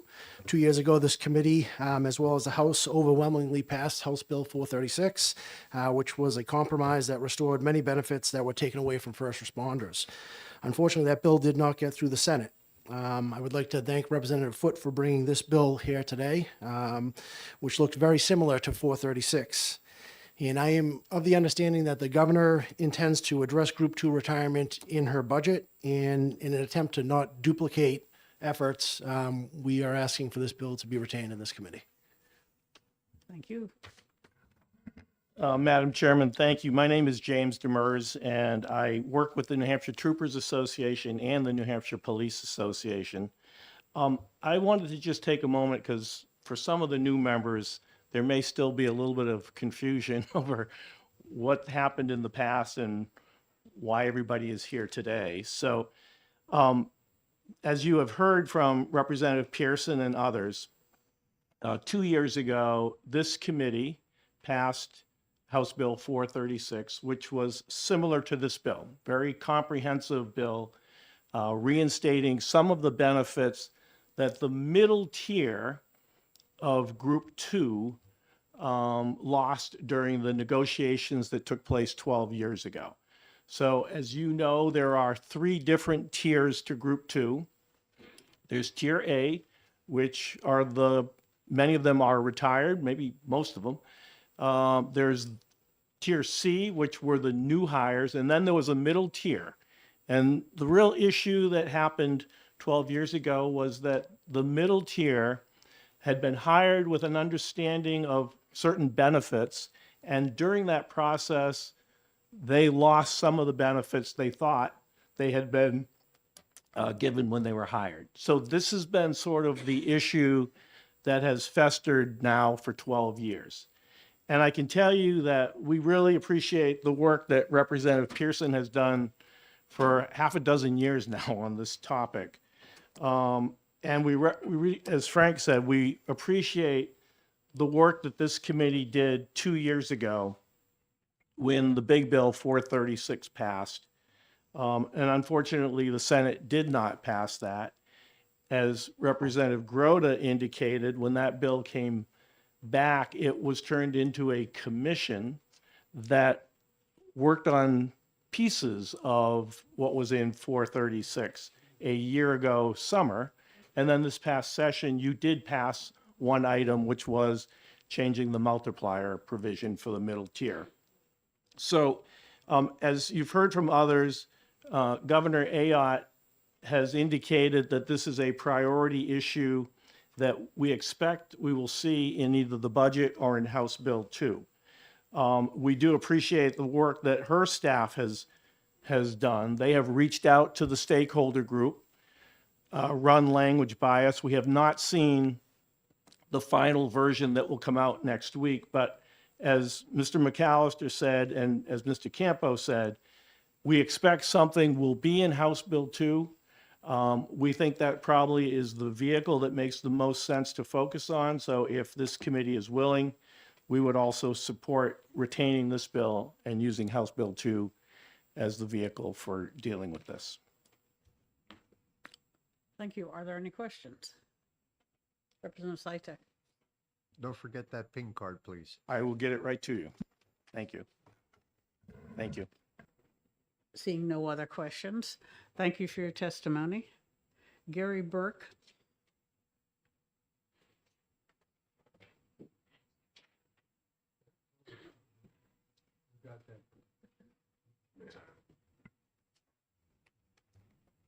Good afternoon, Madam Chair and committee members. My name is Gary Burke. I Oh, am. you have to be closer to the mic, Oh. sorry. I got to eat the mic. All right. Good afternoon, Madam Chair and committee members. My name is Gary Burke. I work for the New Hampshire State Prison Department of Corrections. I'm a captain there. I've been there for 20 years, started in 2004. I appreciate the work that you all have done on the prior House bill last session. I know we're here today to talk about 727. I represent corrections supervisors. I'm the president of the SEA for the corrections supervisors. And I would also just like to voice, like the prior colleagues before me, that this bill could be retained and that we try to look at what the governor would like to attempt to do with HB2 in the next coming week. Appreciate your time and your efforts. Thank you very much. Okay, thank you. Other questions? No, very good. Saifu Regassa.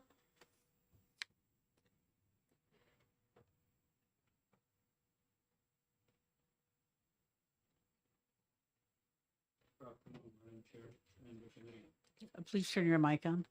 Ah, thank you. Good afternoon, Madam Chair and the committee. First and foremost, I'd like to take time to thank you all for all you've done with House Bill 436, and you continue to fix this middle tier issue we have with the New Hampshire retirement system.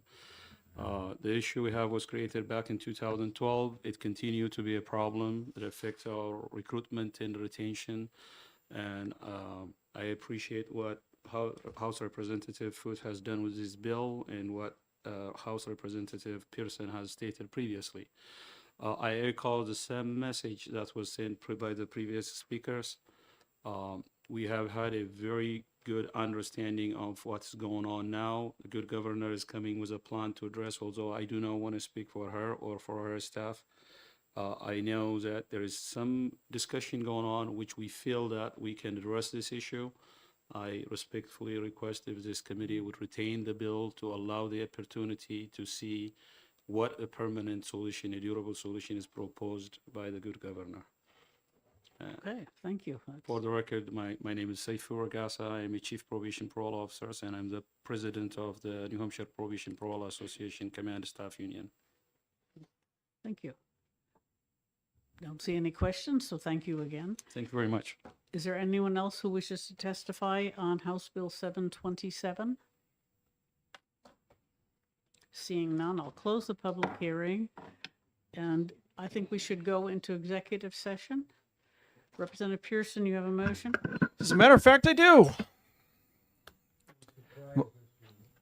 My motion, thank you, Mr. Foote, is to retain House Bill 727. Okay. Do you wish to speak to your motion? I do. As for those of you that are more seasoned folks in the legislature, when you have a piece of legislation that is going to be addressed in House Bill 1 or 2, this is a procedural move to allow the process that better fits the solution to take charge. And in every case, it is to let it go through House Bill 1 or 2. So that is the prudent way to go, and it would certainly apply to the situation that's in front of us right now. Thank you, Representative Schmidt. Thank you, Madam Chair. As one of the members of the committee from back in those days, I'm glad to see that we are moving in a more hopeful way to get something that will be more likely to prevail through both bodies. So I'm happy to second it. All right. Does anyone else have questions, comments, concerns? Okay, I'd like to mention that the purpose of retain is so that we don't establish a policy of killing the bill, but we don't have to work on it until after the budget has completed going through the House and the Senate and the Committee of Conference.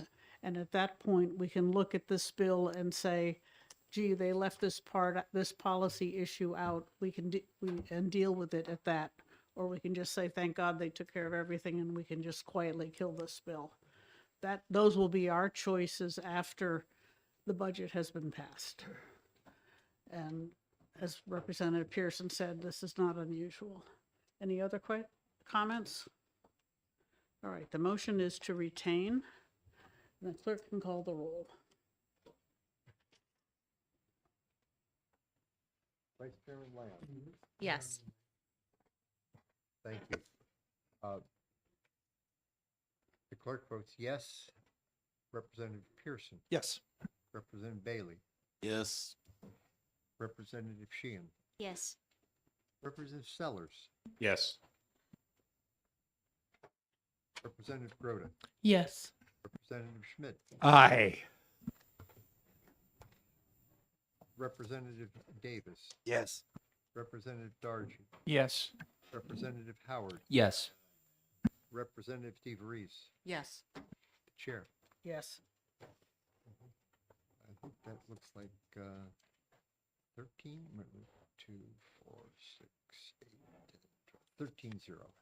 to retain. Okay, we have voted to retain it, and that's it. I have an amendment for House Bill 598, so since we're in executive session, we might as well go on to that one. Let me go get it.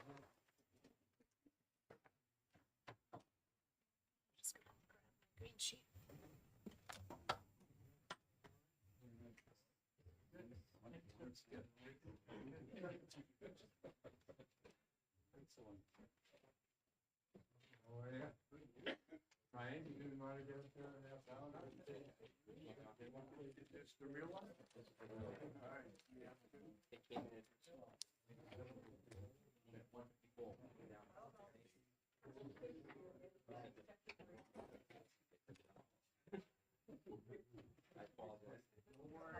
We're gonna start a new green sheet.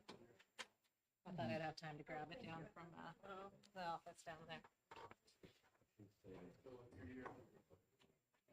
Are doing this today? Yeah. I appreciate it.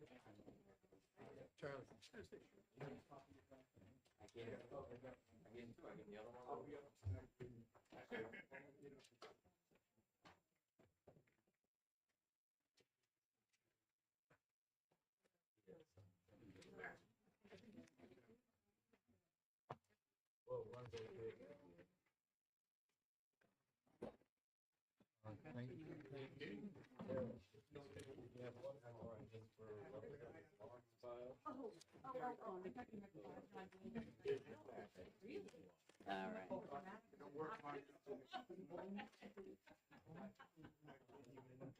2, 3, 4, 6, 7, 8, 9. Okay, we have 4. All right, I move Amendment 285H to House Bill 598. Second. Thank you. Representative Pearson, that was a second? Okay, Representative Leon. My ventriloquist skills are not that good. Oh, good. All right. And this amendment to the bill cleans up the number of members and requires 2 reports, a preliminary report in N25 and a longer one in 26. And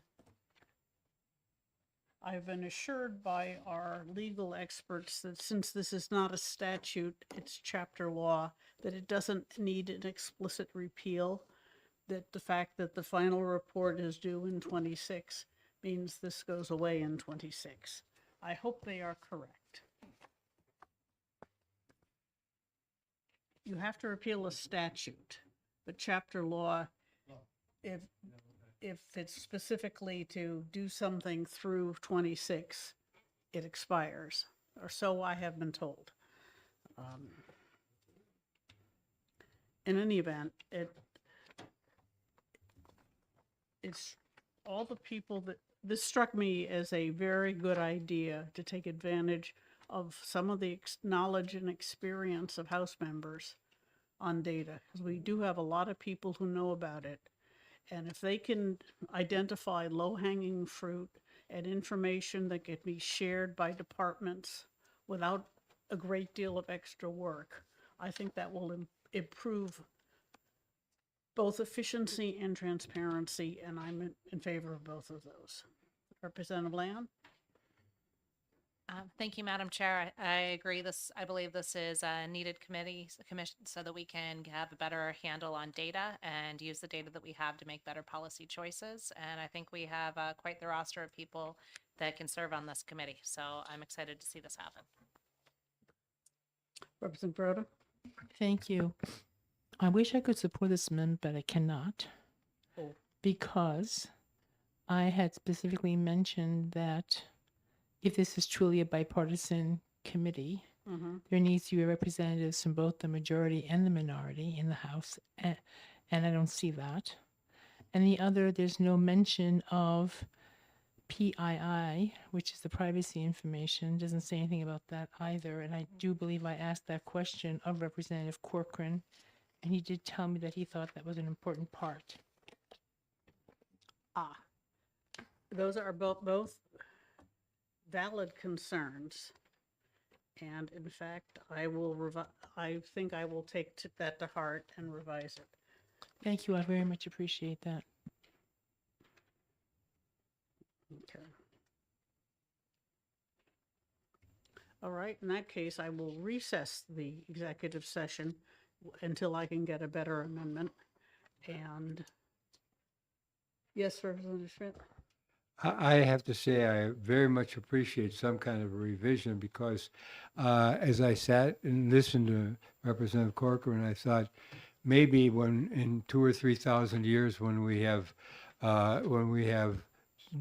standardized every other thing in the universe other than that, that this kind of a incredibly complex and microscopic invasion of every aspect of this whole subject.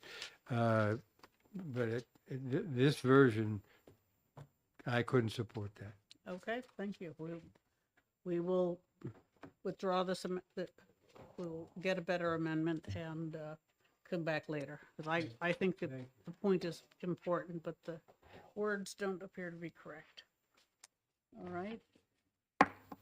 All right, end of executive session. We are off duty. We're in House session tomorrow, and there are a couple of subcommittees meeting after the session. And then next Wednesday, we have another day of hearings, including our friend, the state flag, the state animated film, and a few other, and JCEC. That's up on Wednesday also. So we'll have a full day. Just that if the weather is super treacherous, they'll have cancel. Yes, we're in session. I think that's perfectly.